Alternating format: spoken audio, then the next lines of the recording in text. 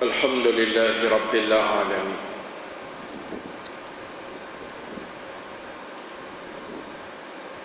والعاقبة للمتقين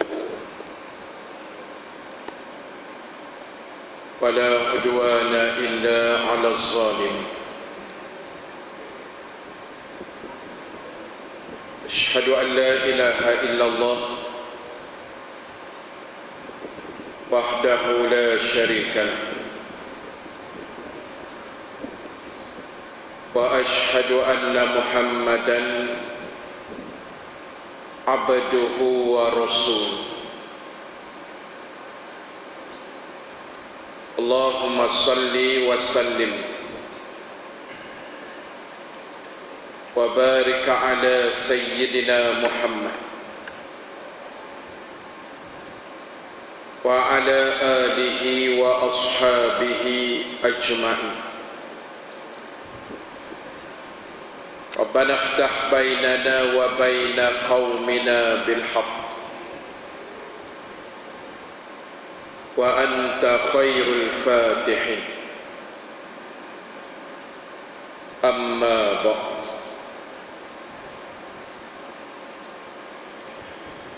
Ashabul kiram, tuan-tuan imam, tuan-tuan Bilal, pengurusi dan seluruh ahli jawatan kuasa Masjid Al-Munawwar, muslimin dan muslimat, hadirin hadirat yang dirahmati Allah sekalian. Alhamdulillah ta'ala, kita memanjatkan setinggi-tinggi kesyukuran kehadrat Allah Subhanahu wa taala dengan keizinan daripadanya kita dapat sama-sama berhimpun sekali lagi pada malam ini.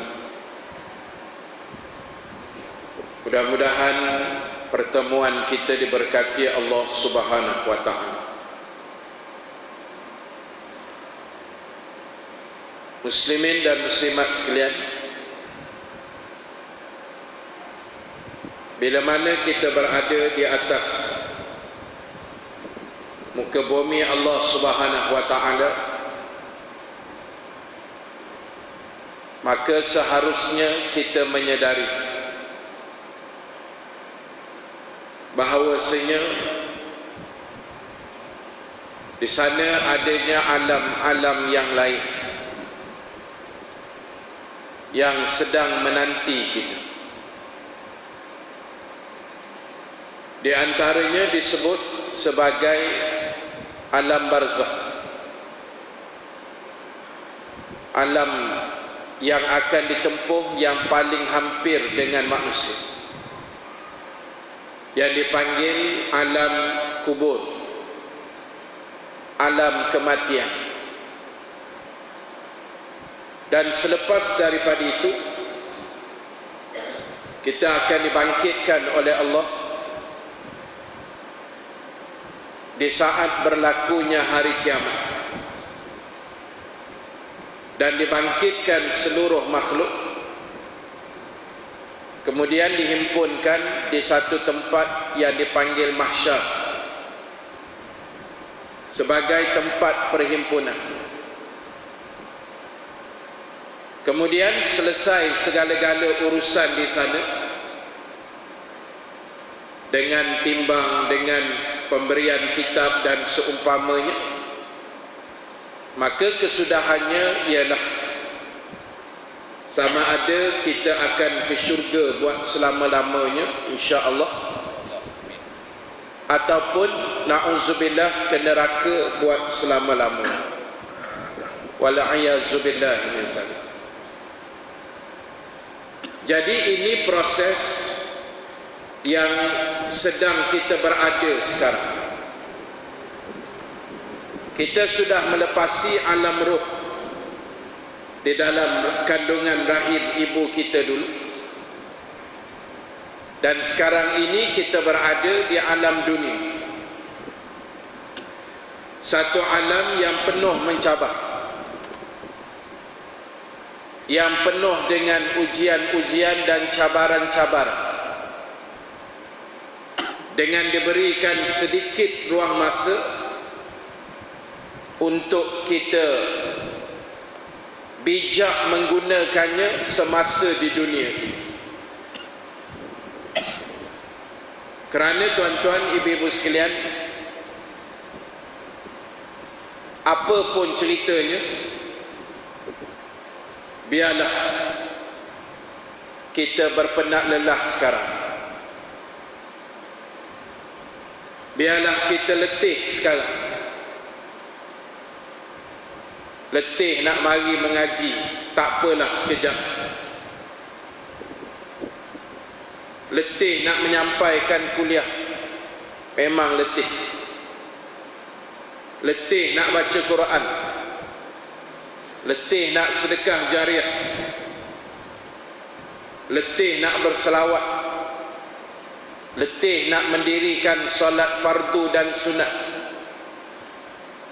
Cerita letih ni tuan-tuan, ibu-ibu sekalian, para sahabat, dia tak habis, kan? Dia tak habis. Kalau ibu-ibu di belakang sana, lagilah macam-macam letih ni. Daripada pagi lagi nak siapkan sarapan, letih dah. Lepas tu basuh baju pula, lepas tu sidai baju pula, lepas tu nak sapu kembang rumah, saat lagi tengah hari masak pula, petang saat lagi siram bunga, kutip pula baju, lipat pula baju, gosok pula baju, malam saat lagi makan malam pula. Cerita letih tu tak habis. Sebab itu dunia ni, bahasa mudah dia, memang tempat meletih.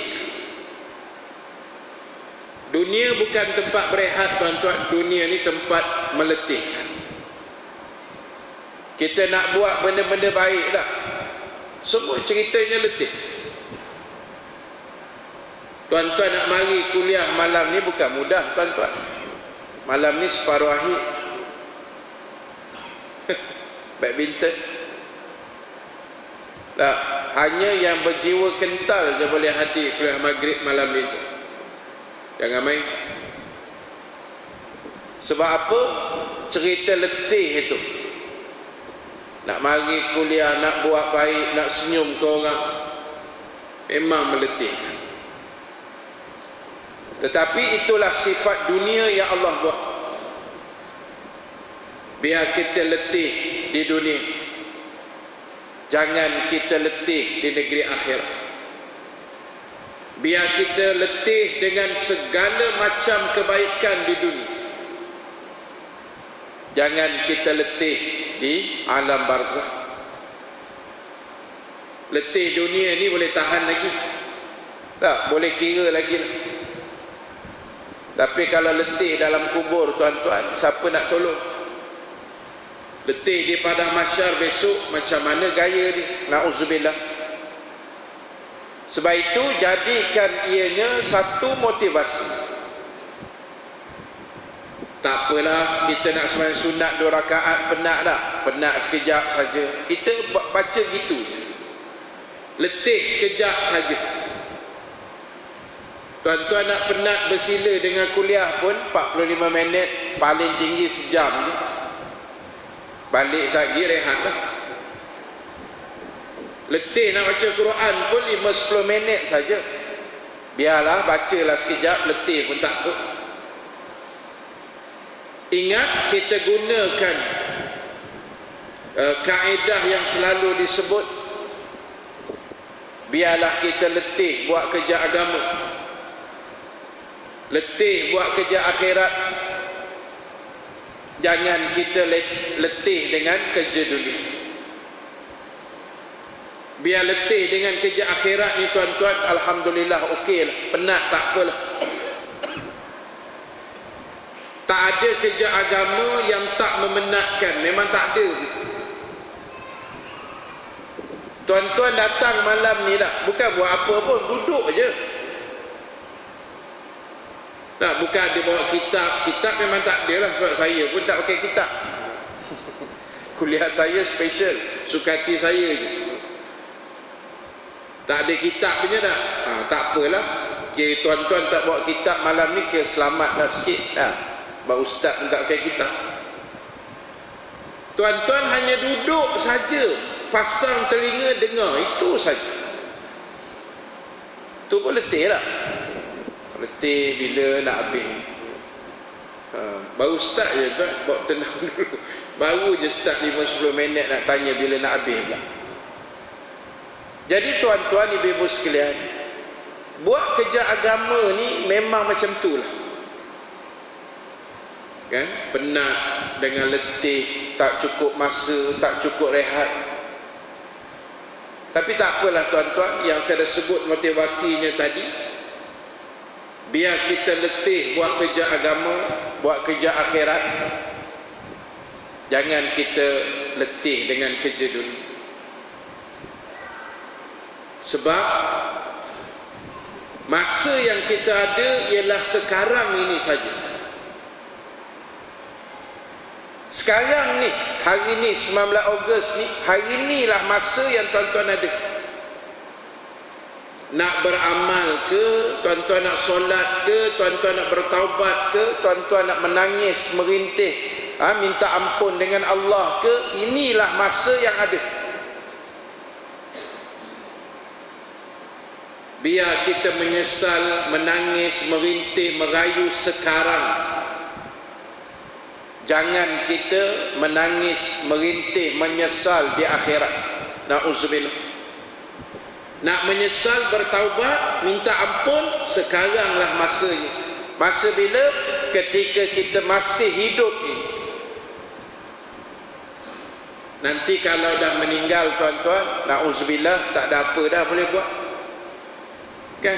Macam saya sebut tadilah, tuan-tuan nak datang kuliah ni pun masih hidup aja. Mati tak datang dah tuan-tuan. Kalau orang mati datang kuliah, ustaz pun tak berani nak kuliah. Kalau orang dah mati datang susun kat belakang, bungkus-bungkus elok je bersusun, tak kuliah malam ni, balik gitu je. Nak boleh datang kuliah pun masih hidup. Nak baca Quran pun sekaranglah masanya, masih hidup. Nak sedekah jariah sebanyak mungkin ke, nak wakaf ke, nak infak ke, sekaranglah masa dia. Jadi tuan-tuan, ibu-ibu, para sahabat, saya pesan ke diri saya juga, tolong menyesal sekarang. Sebab kita pernah bincang dulu, pernah disebut oleh Nabi SAW, apabila ahli neraka masuk ke dalam neraka, mereka akan menyesal. Ni kalau nak cerita bab menyesal, tadi kita dah habis dah cerita bab letih dah. Ni cerita bab menyesal pula. Nabi kata ahli neraka, bila dia masuk saja neraka, dia menyesal. Tak apa lagi. Kemudian kata Nabi, bila ahli syurga masuk syurga pun akan ada ahli syurga yang menyesal, kata Nabi. Lalu sahabat pun berasa pelik juga, ni Nabi sebut begini. Sahabat kata, wahai Rasulullah, kalau ahli neraka menyesal, tak apalah, tahu dah lah sebab dia menyesal tu kan. Dah kena bakar, kena rebus, hangur, rentung, hitam kulit, terbakar, ganti kulit baru, menyesal, tak apalah, tahu dah sebab. Ni yang ahli syurga pula menyesal masuk syurga, ni apa hal? Lalu Nabi sebut, ahli syurga ada yang menyesal besok, kata Nabi, bila dah masuk dalam syurga.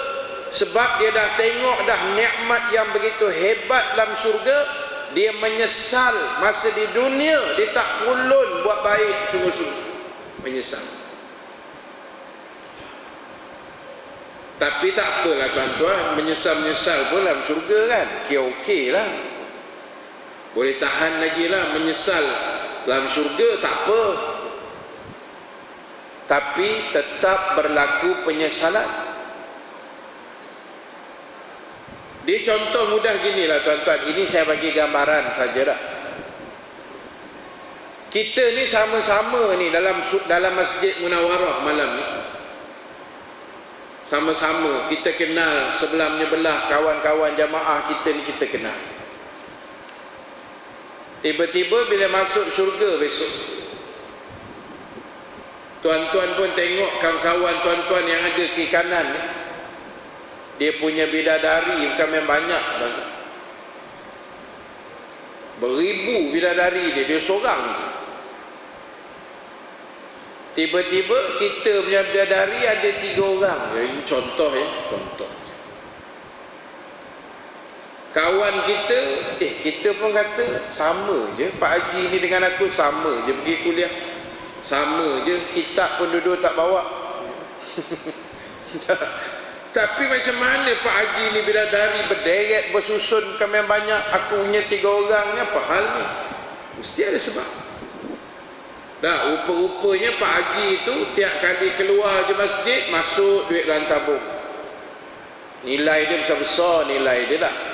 Kita pun masuk gak, tapi nilai dia kecil sikit. Itu yang bidadari pun sikit je. Contoh. Menyesal besok. Berani ke tuan-tuan nak jawab, saya tak menyesal Ustaz, janji masuk syurga, sudahlah. Tak. Sekarang boleh cakap lah.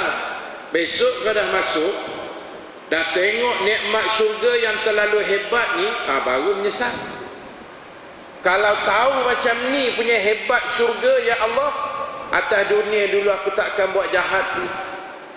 Kalau tahulah macam ni nikmat syurga yang luar biasa ini, ya Allah, atas dunia dulu aku nak pulun buat baik aja, tak nak dah buat jahat. Tapi nak buat macam mana tuan-tuan? Dunia yang kita pijak ni bukannya iman saja dah, dia ada nafsu sekali. Dia bila nafsu tu sekali-sekala menguasai ni, tu yang kita pun kalah. Tu yang nak datang menyesal. Sebab dia ada berlawan kan, antara nafsu dengan iman tu dia berlawan. Jadi tuan-tuan, biar kita menyesal di dunia, dan kalau menyesal di akhirat pun, kalau boleh insya-Allah, mudah-mudahan, amin, biarlah menyesalnya dalam syurga, tak apa. Kan, menyesal Ustaz, tak apalah, dah duduk dalam syurga, duduklah diam-diam tak. Tak apa lagi, jangan menyesal dalam api neraka. Na'udzubillah. Baik tuan-tuan, ibu-ibu sekalian, itu saya punya mukaddimah. Bolehlah mukaddimah 20 minit tu. Mukaddimah kuliah saya malam ni sebelum saya nak masuk beberapa ayat Quran. Sebab saya ulang tadi, letih, lepas tu menyesal kan. Sebab saya nak bawa satu kisah yang telah digambarkan oleh Allah dalam Quran akan orang-orang yang menyesal di akhirat, tetapi sesalannya tidak berguna lagi. Baik, itu saya kata tadi, biar menyesal sekarang. Ya, menyesal aku tak bubuh duit dalam tabung tadi, kejap lagi balik nak bubuh lah. Contoh gitu dah. Biar ada menyesal tu. Menyesal tak datang kuliah maghrib malam ni. Menyesal aku tak baca Quran tadi. Biar sesalan tu datang selalu, supaya motivasi untuk kita buat baik itu dia kuat sikit. Baik tuan-tuan yang ada Quran, boleh buka Quran surah Al-Furqan. Yang ada handphone yang ada Quran pun boleh buka sekarang. Sama-sama kita tengok ayat dia. Bermula dengan ayat 27. Tak banyak pun, ada 2-3 ayat saja. Bermula dengan ayat 27, 28, 29. Saya cuba ambil 3 ayat tu dulu dalam surah Al-Furqan. Dalam surah Al-Furqan. A'udzubillahi minasyaitonir rajim. Wa yawma ya'uddu adh-dhalimu 'ala yadayhi yaqulu ya laitani ittakhadhtu ma'ar rasuli sabila ya wailata laitani lam attakhiz fulanan khalila laqad adallani 'anil dzikri ba'da idh ja'ani asyaitanu lil insani khazula. Sadaqallahul azim. Ayat 27. Dan ingatlah kata Allah, pada hari orang-orang yang buat zalim, orang-orang jahat, orang-orang yang hidup di dunia ni sebagai orang zalim, Allah kata ingat pada hari orang-orang zalim menggigit kedua tangan mereka. Gigit ni, gigit jari masuk tangan dalam mulut. Itu simbol apa tuan-tuan? Macam-macam simbol. Simbol marah pun ya, simbol menyesal pun ya, kan? Orang gigit jari ni simbol kecewa pun ya juga. Tengok orang Olimpik kan, bila kalah dia buat apa? Gigit jari kan. Dia tak gigit telinga tak, dia gigit jari. Gigit jari ni simbol kekecewaan, kecewa. Simbol marah, simbol frust. Itu dipanggil gigit jari. Baik. Ingat kata Allah, pada hari orang zalim menggigit kedua jari tangan mereka, yakni marahkan dirinya sendiri sambil mereka berkata, gigit jari gigit juga, tapi mulut duk cakap juga. Ini bila di padang mahsyar besok, apa kata mereka? Alangkah baiknya kalaulah aku di dunia dahulu mengambil jalan yang benar bersama dengan Rasul. Orang yang zalim mati besok, bangkit pada mahsyar, gigit jari sambil bercakap, kalau tahulah macam ni kelangkabut haranya pada mahsyar, dunia dulu lagi aku ikut dah Muhammad tu. Tuan-tuan, ni ayat apa ni? Menyesal. Tak, dia menyesal bila di padang mahsyar dah tengok dah suasana gawat, kelangkabut, tunggang langgang di padang mahsyar, baru dia menyesal. Menyesal betul rasanya masa di dunia dulu ni tak ikut Muhammad sebagai Rasul. Sebab itu saya kata dah tadi, biar kita menyesal sekarang, kan? Biar kita menyesal sekarang. Jangan ayat-ayat ini keluar masa kita di padang mahsyar, na'udzubillah, tak ada makna. Lagi apa dia sebut tuan-tuan? Ayat 28. Ya wailata laitani lam attakhiz fulanan khalila. Ya wailata maksud dia, aduhai celakanya aku. Tengok, dia menyesal sampai mencelakakan dirinya sendiri. Aduhai celakanya aku. Kalaulah masa hidup di dunia dulu, alangkah baiknya aku tidak mengambil si Polan itu khalila, sebagai kawan baik aku, best friend aku. Persoalannya sekarang ni, siapa yang bercakap? Siapa yang menuturkan ayat ini besok? Dan siapa yang dia menyesal ambil kawan, jadikan kawan baik itu, siapa dia? Lagi saya sebut. Kenapa dia menyesal?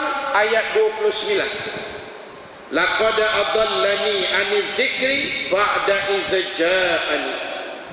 Sesungguhnya dia telah menyesatkan aku dari jalan peringatan Al-Quran yang telah disampaikan kepadaku. Dan sesungguhnya syaitan itu sentiasa mengecewakan manusia. Sadaqallahu azim. Tuan-tuan, 3 ayat surah Al-Furqan, ayat 27, 28, 29 adalah satu ayat yang sebenarnya mengajar kita tentang keinsafan, penyesalan. Ayat ini turun, kata ulama, adalah kisah kepada seorang pemimpin Quraisy yang bernama Uqbah bin Abi Mu'ayth. Siapa dia Uqbah bin Abi Mu'ayth ini? Dia salah seorang jiran sebelah rumah kepada Nabi sallallahu alaihi wasallam. Nabi jiran dia kiri kanan, sebelah Abu Lahab, sebelah Uqbah bin Abi Mu'ayth. Dua-dua keturunan hantu raya, tuan-tuan. Jiran yang Nabi dapat ni dua-dua tak elok perangai. Dah seorang Abu Lahab, seorang lagi Uqbah bin Abi Mu'ayth. Siapa Uqbah ni? Dia jiran Nabi, dan dia ni musyrik, orang kafir Quraisy. Dan kalau tuan-tuan buka mana-mana kitab sirah Ibnu Hisham ke, sirah Rasulullah, karangan ulama daripada India tu ke, Mubarak Furi ke, tuan-tuan baca balik dalam tu, Uqbah bin Abi Mu'ayth termasuk dalam senarai nama yang pernah didoakan oleh baginda Rasul sallallahu alaihi wasallam seramai 6 orang. Nabi pernah tadah tangan, tuan-tuan, sebut nama 6 orang pembesar Quraisy untuk diserahkan kepada Allah. Dan salah satu daripada 6 tu Nabi sebut wa Uqbah bin Abi Mu'ayth. Dia masuk list dalam doa Nabi. Maknanya bila Nabi tadah tangan sebut pula nama orang-orang jahat ini, maknanya confirm jahat, tuan-tuan. Memang jahat sungguh. Apa kejahatan yang dia buat? Baik, itu Nabi doa tu 6 orang, kan? 6 orang doa yang Nabi sebut nama-nama puak-puak Quraisy dalam doa Nabi, jumlahnya 6 orang. Tuan-tuan rojok dalam sirah. Salah seorang Uqbah bin Abi Mu'ayth. Itu yang wallahu alam, tapi saya selalu sebut itu yang Piramli buat filem 6 Jahanam itu. Wallahu alam, tak tahulah, tuan, kan? Tapi Nabi pernah doa 6 orang yang jahat. Piramli punya filem 6 Jahanam pun cerita orang jahat juga, kan? Yang dibunuh semua. Dia bagi dengan pedang ni, tuan. Piramli lah, hebat dia. Jadi tuan-tuan, kisah dia bermula macam ni. Saya ringkaskan lebih kurang kisah.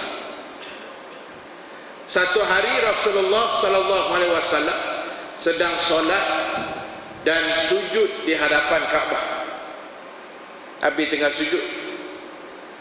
Abu Jahal, Abu Lahab, Utbah, Syaibah, Rabi'ah, geng-geng dia lah, yang 6 Jahanam semua ni, ada di tepi Kaabah.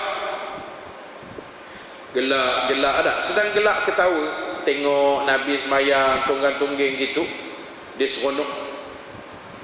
Lalu Abu Lahab buat satu cabaran. Dia kata, siapa yang berani sahut cabaran aku, kejap lagi Muhammad akan sujud tepi Kaabah tu. Siapa yang berani, tolong carilah perut unta busuk ke, bangkai kambing ke apa benda, tengah Muhammad sujud, pergi hempukkan bangkai najis tadi di batang leher Nabi sallallahu alaihi wasallam. Tu punya kuah hajarnya, tuan-tuan. Punya biadab puak-puak ni. Nabi tengah semayang tak boleh buat apa, dia letaknya perut unta busuk. Lalu yang menyahut cabaran itu ialah Uqbah bin Abi Mu'ayth. Uqbah kata, bro, gua boleh settlekan benda ni. Tak ada hal punya lah, kecil punya hal. Tak. Cakap hebat, tuan-tuan. Dia pun dicari perut unta, memang dah ada simpan stok kot agaknya. Nabi sujud aja dia letakkan atas leher Nabi, lepas tu semua puak-puak tu gelak, bukan main hebat, ketawa besar. Nabi habis semayang tuan-tuan, Nabi pusing, Nabi bangkit tuan-tuan. Uqbah masih tercegat lagi tepi Nabi. Nabi bangkit dan Nabi bersabda dengan satu hadis yang bila puak-puak ni dengar hadis ni tuan-tuan, yang tengah riuh rendah ketawa tadi, sunyi sepi tuan-tuan. Ibarat kita lah dah, macam kat majlis kenduri kahwin ke apa dah, tengah riuh tu senyap aja. Orang Melayu kata malaikat lalu. Dia tahu mana tak tahulah. Kan? Tu boleh tahan lagi. Selisih malaikat 44 yang tak tahan tu. Tak mana datang pun tak tahu malaikat 44. Nah, itu orang Melayu punya ayat. Oh, saya nama nak menikah dengan dia dah lah ustaz, selisih malaikat 44. Tu kira ngeri betul. Baik sebut selisih malaikat maut aja tuan, senang daripada malaikat 44 tu kan. Dari mana datang pun tak tahu.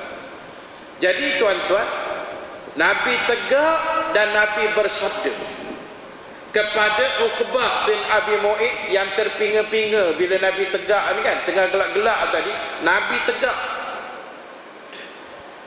Nabi kata, demi Allah wahai Uqbah bin Abi Mu'id, sesungguhnya kata Nabi, kepala kamu akan aku penggal di luar daripada kota Makkah ini. Tu je ayat Nabi. Lepas tu Nabi pun belah turun balik.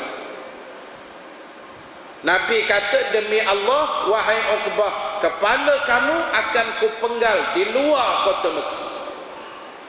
Puak-puak geng-geng di 6 Jahannam tadi tuan, tengah gelak-gelak, sunyi sepi tuan-tuan, senyap terus, tak cakap apa. Sebab apa tuan-tuan? Mereka tahu kalau Nabi cakap, benda mesti jadi.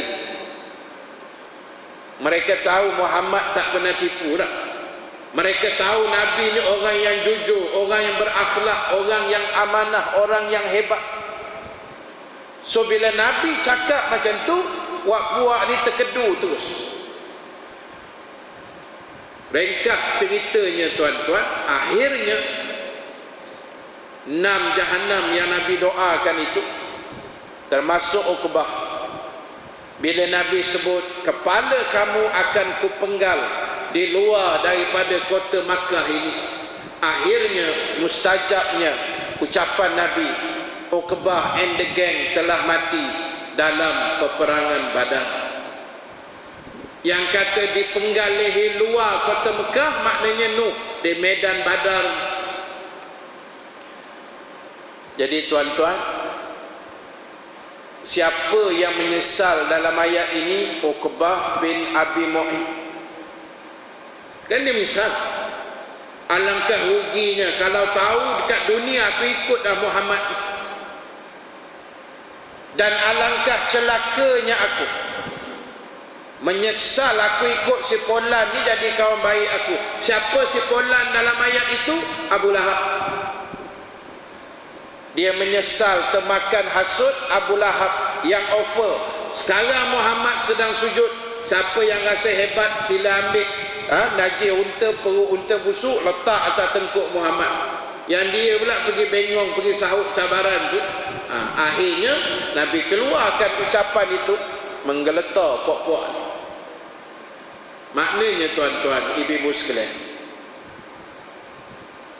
itu kaedah engkar zaman Nabi. Cara melawan ni macam tu. Cara melawan hari ni pula, cara hari ni lah. Dia melawan juga, tapi nampak macam sopan sikit kan. Dia punya melawan tu nampak sopan.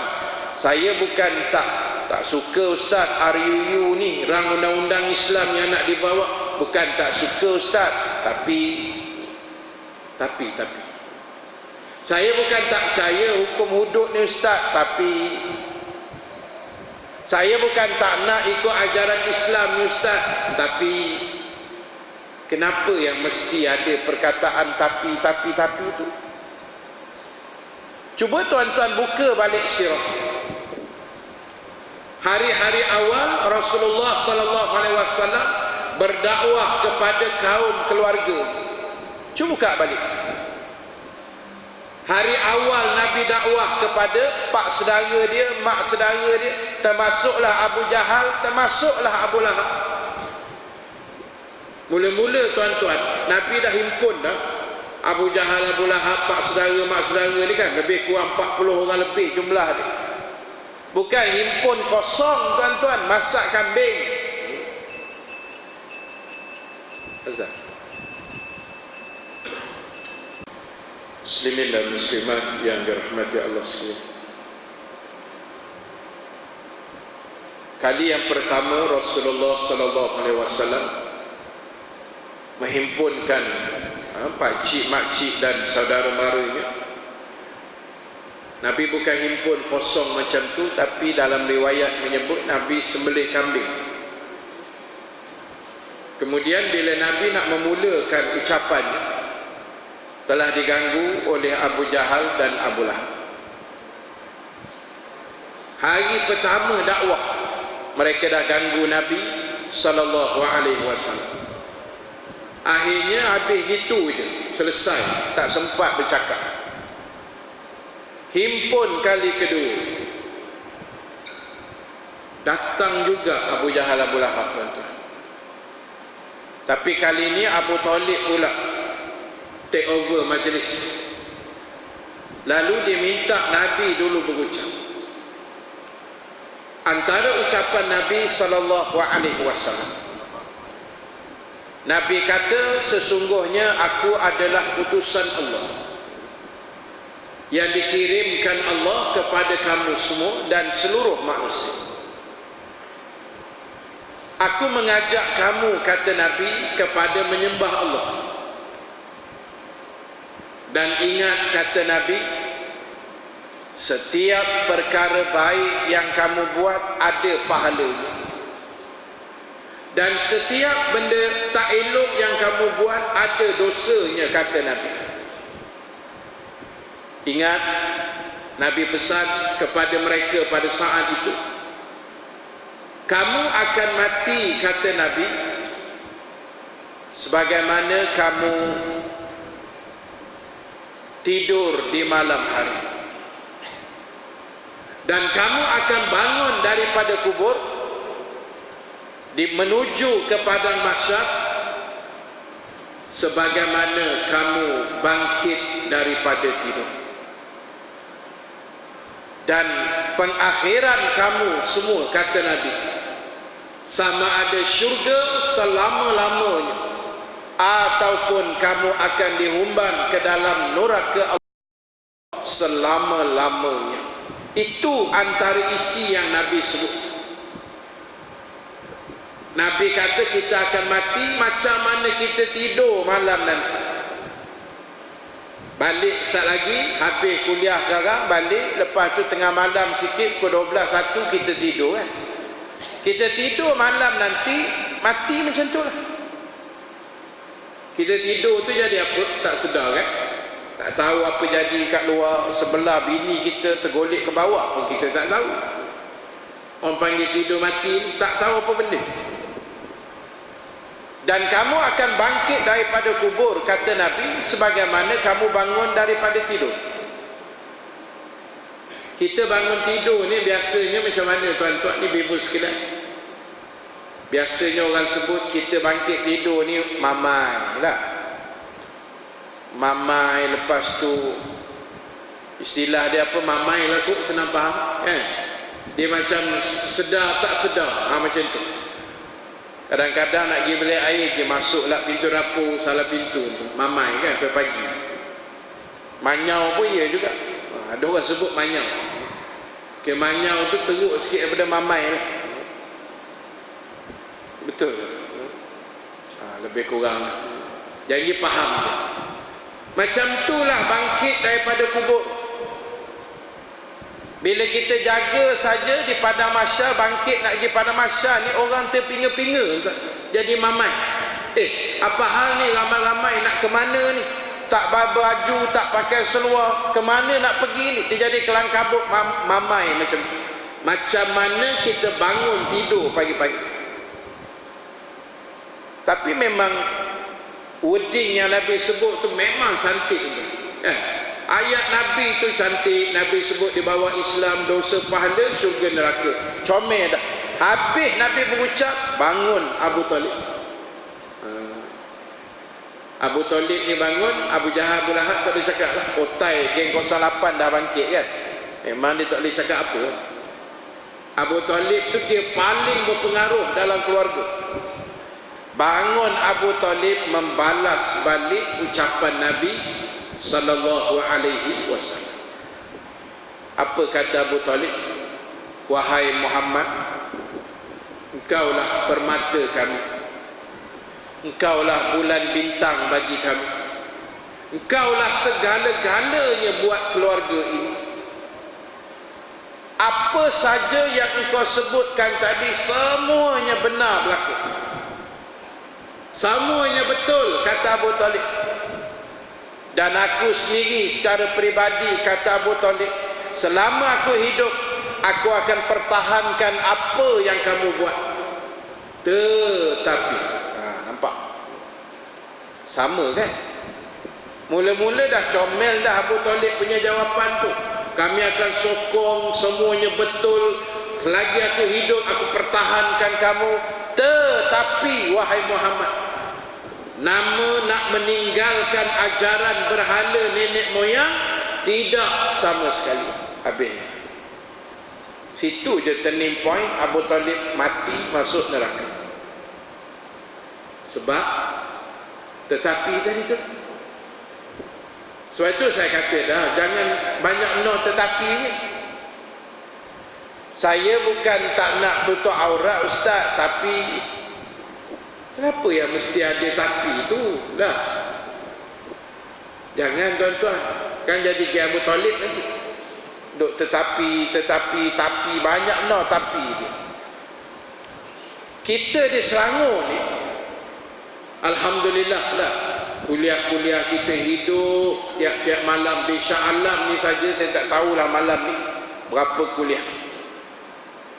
Lebih 30 saya rasa, lebih 50 mau ada malam ni, serentak malam ni. Ramai tuan-tuan. Shah Alam pun ada berapa section kan, banyak, sampai 30 lebih. Tu tak sambung yang hujung dunia lagi. Apa tu? Nama tempat tu? Puncak Alam. Tu hujung dunia lah tu, tak ada tempat paling tinggi lah. Puncak Alam, paling tinggi dalam dunia. Situ pun ada kuliah lagi. Sampai ke Puncak Alam pun ada kuliah. Kami hebatnya kita lah. Tapi saya ingat masa zaman kita dululah, zaman saya mula-mula kuliah dulu, dipanggil zaman Jahiliyah Quraisy. Zaman Jahiliyah Quraisy. Oh, zaman itu masjid tak boleh masuk kan. Masjid tuan-tuan pun apa kurang ni. FRU pun sampai kan. Hebat masjid tuan-tuan ni, sejarah dia.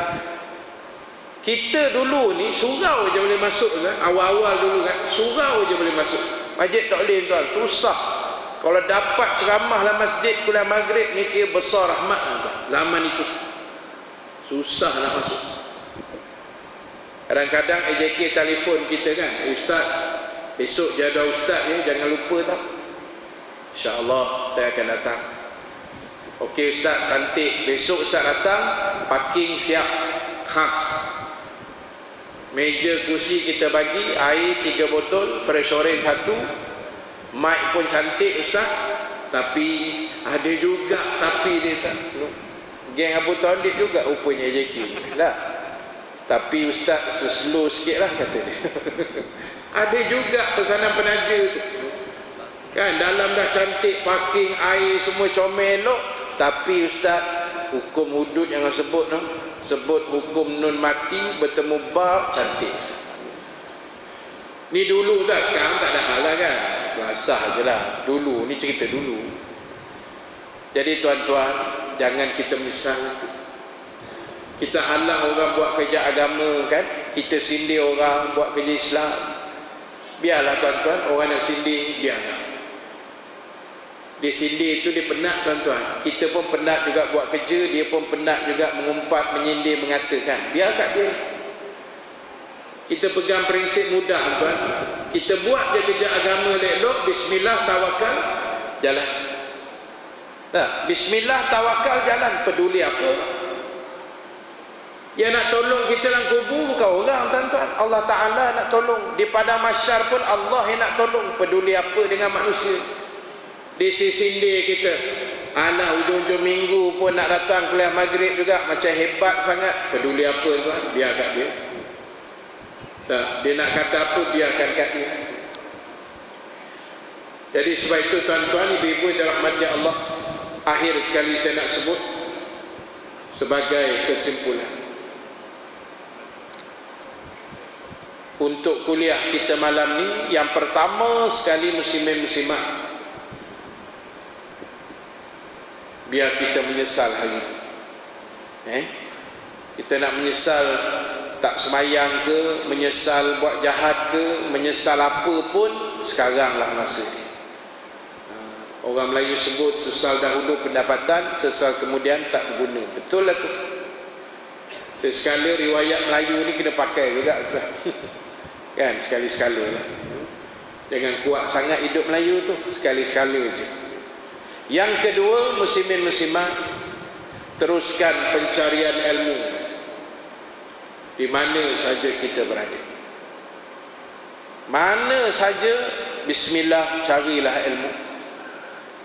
Dan hari ini teknologi telah memudahkan urusan kita mencari ilmu. So kita gunakan baik-baik. Dan yang terakhir, muslimin muslimat sekalian, apa pun yang kita buat pada hari ini, pastikan niatnya betul kerana Allah, lillahi ta'ala.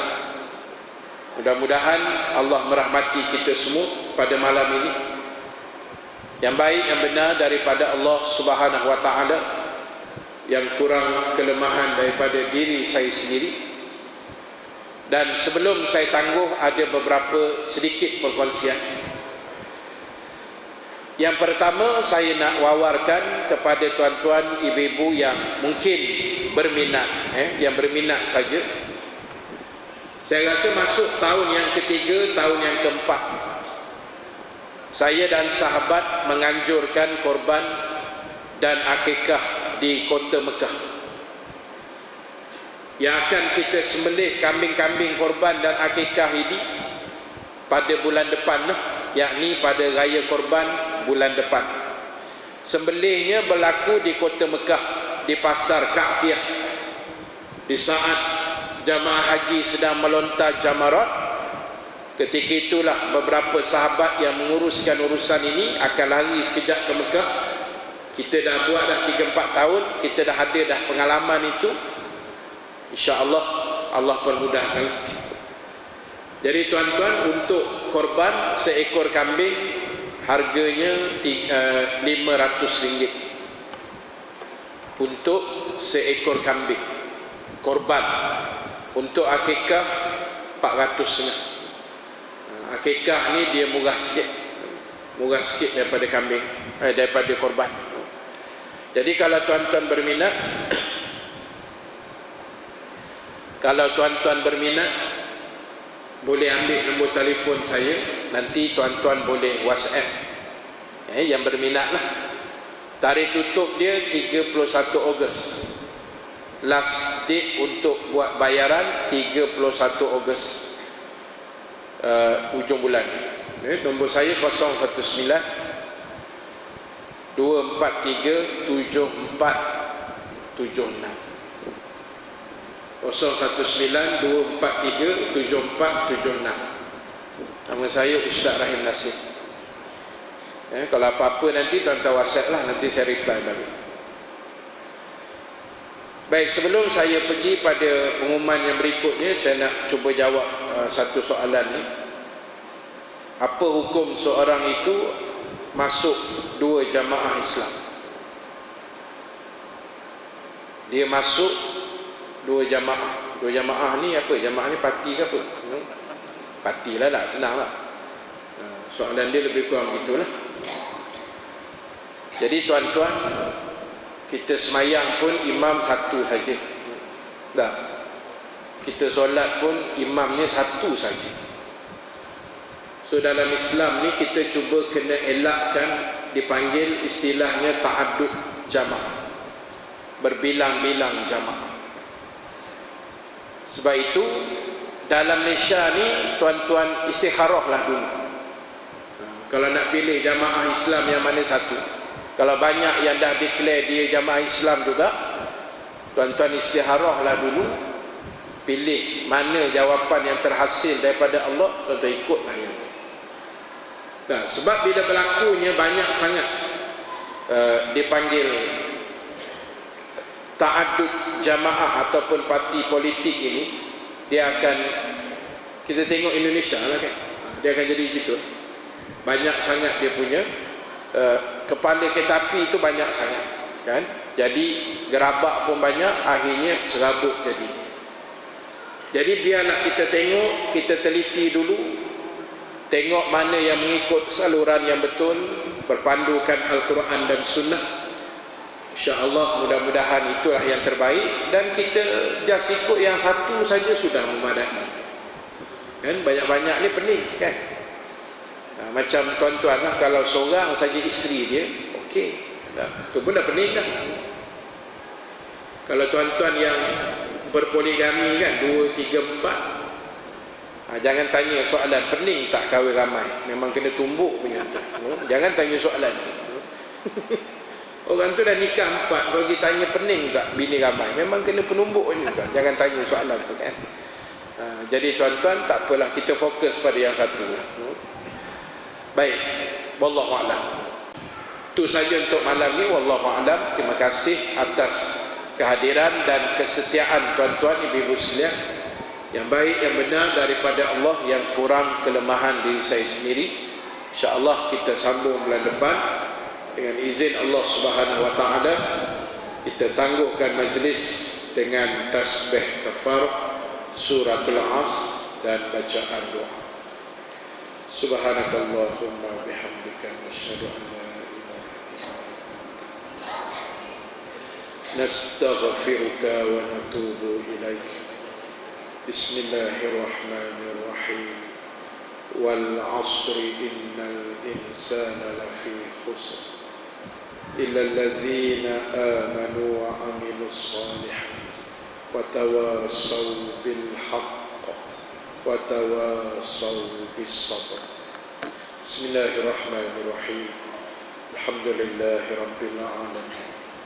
Wassalatu wassalamu ala asyrafil anbiya'i wal mursalin Sayyidina Muhammad wa ala alihi wa sahbihi ajma'in.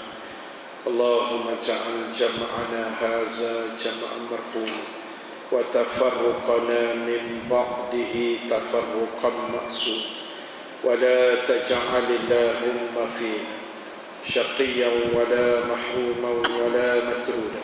Wa sallallahu ala sayyidina Muhammad walhamdulillahi rabbil alamin. Assalamualaikum warahmatullahi taala wabarakatuh.